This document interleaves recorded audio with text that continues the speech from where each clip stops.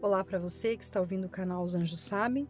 Hoje a reflexão da palavra está no livro de Efésios, capítulo 6, versículo 12. Pois não é contra homens de carne e sangue que temos que lutar, mas contra os principados e potestades, contra o príncipe deste mundo tenebroso e contra as forças espirituais do mal espalhadas nos ares. Amém.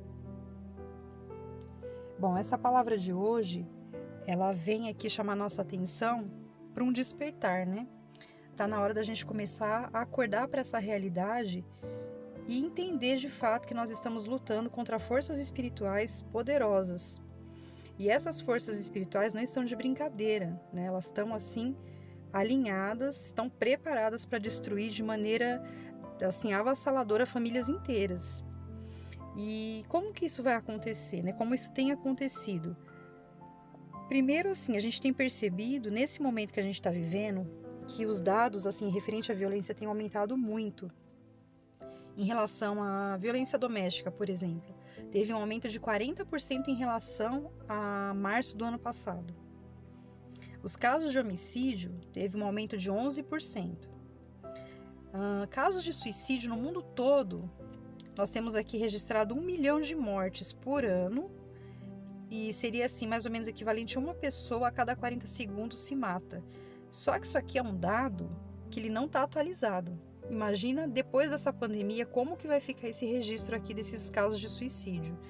Então tudo isso aqui serve para ilustrar de uma maneira branda como que essas influências do mal elas estão agindo poderosamente no nosso dia a dia. Né? E isso está acontecendo de uma maneira premeditada e organizada, não está acontecendo de qualquer maneira, não é algo aleatório.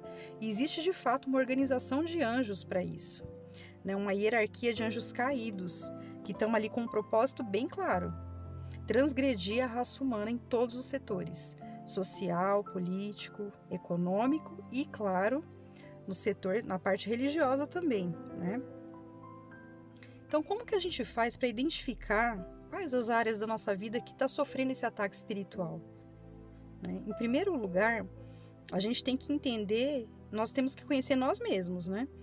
Paulo, ele diz lá em Romanos assim, capítulo 7, versículo 22 ao 23. No íntimo do meu ser, eu tenho prazer na lei de Deus, mas eu vejo outra lei atuando nos membros do meu corpo, guerreando contra a lei da minha mente, tornando-me prisioneiro do pecado. Então aqui fica evidente, né, que Paulo está travando uma luta muito grande com a consciência dele, né? Ele tem consciência de que ele precisa praticar o bem, mas ele continua fazendo as coisas que provavelmente desagradam a Deus.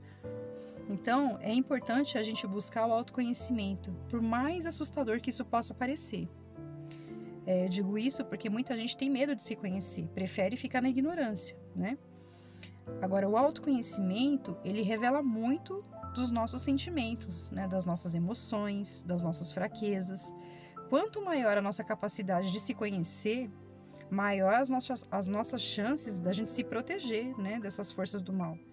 Muitas vezes, essas forças do mal, elas estão agindo dentro de nós. Então, o primeiro demônio que a gente tem que exorcizar de fato é aquele que a gente alimenta.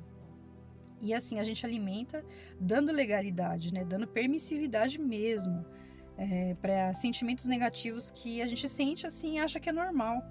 Né? Por exemplo, como sentimentos de ira, de muita inveja, de arrogância, de medo, de culpa, né? Sentimentos de derrota. As nossas emoções, elas sinalizam mesmo, né? A qualidade dos nossos sentimentos. Por isso, o demônio, que não é bobo nem nada, o que ele faz? Ele se utiliza dos jogos mentais, para que ele possa aprisionar a nossa consciência. Então, tendo a nossa consciência cativa, nós somos incapazes de enxergar os nossos erros. Olha que maravilha, né? A gente é incapaz de enxergar onde a gente está falhando. E aí, partindo desse ponto, né, fica muito fácil escravizar o ser humano, porque aí a gente começa a achar que tudo é relativo, né? A gente começa a atenuar todas as coisas graves que acontecem. E aí esses seres, eles vão atuando cada vez mais e manipulando a gente cada vez mais. Então, para ilustrar isso melhor, eu separei alguns exemplos da vida, né? Algumas coisas que acontecem na prática, assim, que ali a gente percebe a influência demoníaca, né? Então, na religião, por exemplo, o fanatismo religioso, ele é um perigo, né? Porque fica cada um ali defendendo a sua religião, querendo achar que seu Deus é melhor que o outro, e essa intolerância em relação a um ser, né? O ser humano por outro ser humano, gera atos de violência, né? Gera mortes. Então, a própria religião cria ali, alimenta ali alguns demônios nesse sentido, né? Que é esse tipo de rixa que não deveria existir. Se você está falando de um Deus que é amor, você não tem que lutar com uma outra pessoa que também está falando de um Deus que é amor. Uma outra área também é a área das doenças, né? A maioria das doenças mentais, elas estão relacionadas aos sentimentos que a gente cultiva. Então é através dessas patologias que os espíritos nos dominam também. Então começam a colocar muitos os demônios, eles vão percebendo assim, né, as nossas fraquezas, os nossos temores, e começam a colocar ideias, pensamentos que não são pensamentos bons. Então não é à toa assim que tem tanta gente querendo se matar, tanta gente depressiva, tanta gente assim pensando negativamente, né? Porque o medo é uma grande armadilha assim para aprisionar as pessoas, né? Se você trabalhar o medo de cada um, tem gente que simplesmente fica paralisado, não consegue sair do lugar. Então essa é uma estratégia de tanto, né, para fazer com que as pessoas fiquem realmente sob controle do mal. Uma outra área também é a área do entretenimento. Essa área do entretenimento, ela é bem delicada, porque assim, ela envolve todos os meios de comunicação, né, televisão, internet, todas as formas, cinema, né, através dos filmes, as novelas, músicas, e eu abro um parênteses aqui para falar a respeito da idolatria, né? Porque essa indústria do entretenimento, ela gera assim muitas pessoas assim que vão se tornar os influenciadores. Então a gente vê hoje não só cantores, como também atores. Hoje a gente está nessa onda assim, né, de muitos YouTubers também, muita gente jovem formando opiniões para um lado muito negativo. Então as pessoas, elas sentem uma necessidade realmente de pertencer a algum grupo, né? Então eu fico impressionada de ver como hoje em dia você vê assim as crianças, né, sendo influenciadas assim por uma geração que não acrescenta absolutamente nada, né? Então o entretenimento, ele é um grande perigo, né? Porque através desses ídolos onde as pessoas começam a ficar cegas, né? Elas começam a reproduzir tudo aquilo que essas pessoas pedem para fazer. Se pedem para você cair num precipício, você cai num precipício, né? São formadores de opinião. Então, é uma área que a gente tem que tomar muito cuidado.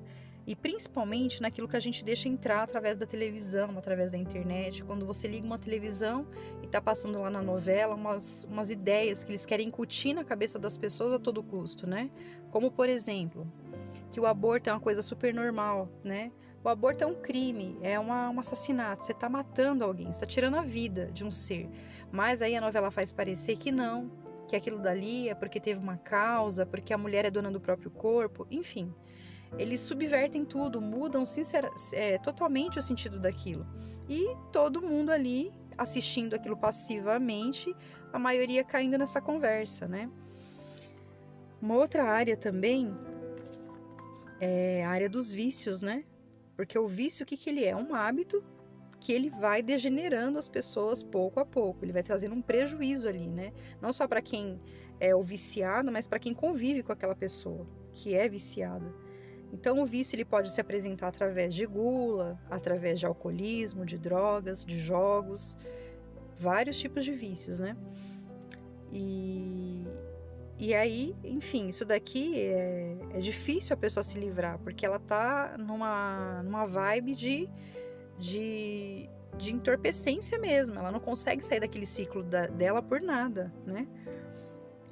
A comunicação com Deus também é uma área que é bem afetada, assim, por essas influências malignas. Eu vejo muita gente falando que são incapazes de se comunicar com Deus através da oração. Então, esse medo de falar com Deus, né, essa incapacidade ou, sei lá, essa aversão ao que é sagrado, ao que é divino, é uma estratégia também para manipular a gente, né? E influenciar pelo medo mesmo, pelo mal. Porque nós temos que estabelecer uma conexão com Deus, nós não podemos ficar longe dessa relação, né? Se a gente não tem essa consciência de que nós temos um Criador, que nós somos criatura, a gente começa a perder a mão, assim, começa a fazer loucuras, né? E aqui eu acho interessante assim, né? Que a gente tem que sempre pensar que tudo isso que acontece na nossa vida é com permissão. Nada acontece sem a gente autorizar, né? Então, como a gente faz para combater, para fechar as portas, para que essas influências não entrem? Pedro, ele diz assim, ó, que o diabo, ele é o adversário que está ao nosso redor como um leão. E ele está rugindo, procurando alguém para devorar. Então, a gente tem consciência disso, sabe que é assim que funciona? A gente não tem que dar lugar ao diabo mesmo, né? Tem que aprender a fechar essas portas, esses canais, né, por onde entram essas influências demoníacas e começar a realmente pedir a Deus, através da oração, que Ele proteja nossa mente, nossos pensamentos, o nosso espírito, para que eles se mantenham saudáveis, porque é a única forma da gente não cair nessas armadilhas. Todos os dias a gente vai ser submetido a uma estratégia nova. Todos os dias a gente vai ser submetido a uma tentação diferente, né? Porque o diabo, ele é muito inteligente, né? Ele vai usar de várias artimanhas. E assim, a gente tem que ter isso bem claro, né? Que a nossa consciência, né? A gente se conhecer, a gente ter essa consciência, né? De que nós precisamos fazer as coisas do bem, fazer aquilo que é bom. É isso que vai manter a nossa sintonia com Deus. Se a gente perder a nossa consciência, se a gente perder o nosso termômetro, a gente perde a comunicação, né? E aí, perdendo a comunicação, imagina o que vai acontecer, né? O mal, ele vai entrar mesmo. Então, vamos seguir essa recomendação que diz aqui, ó, lá em Tessalonicenses: afastem-se de toda forma de mal. Vamos nos afastar da forma do mal, porque, olha, ele está rugindo, esperando aí nosso vacilo. Bom, vou ficando por aqui. Essa foi a nossa reflexão de hoje. Eu espero que vocês tenham gostado. Eu espero vocês num próximo momento, numa próxima reflexão da palavra. Fiquem com Deus.